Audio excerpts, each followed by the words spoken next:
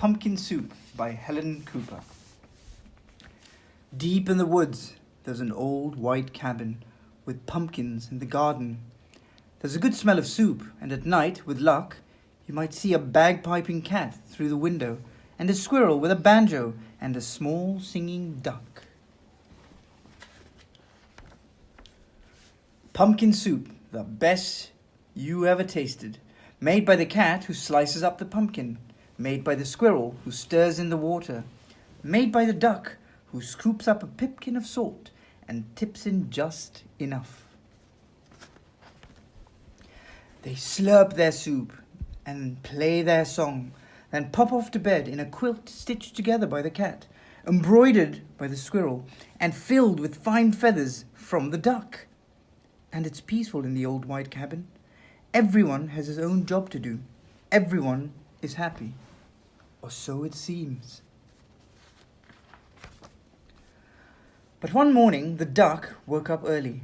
He tiptoed into the kitchen and smiled at the squirrel's special spoon. "Wouldn't it be fine," he murmured, "if I could be the head cook?" He drew up a stool, hopped on top, and reached until his beak just touched the tip of the spoon. Kaplonk! Down it clattered. Then the duck trotted back to the bedroom, held up the spoon and said, "Today, it's my turn to stir the soup."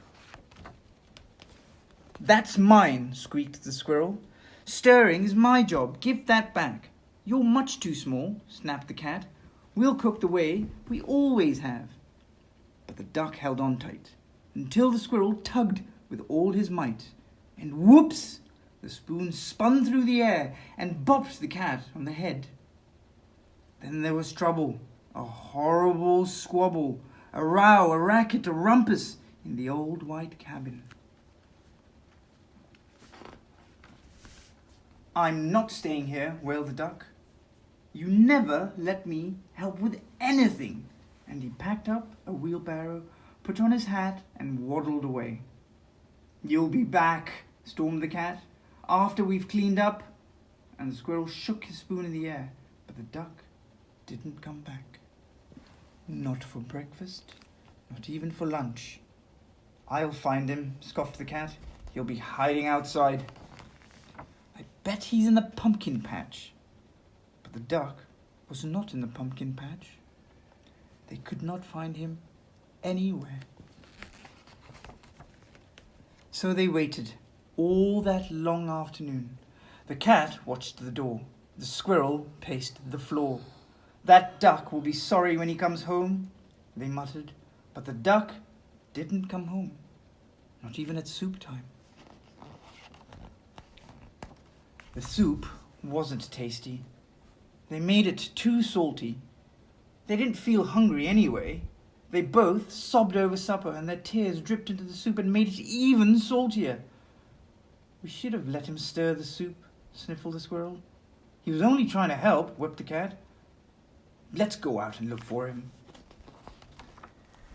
The cat and the squirrel were scared as they wandered down the path in the dark, dark woods.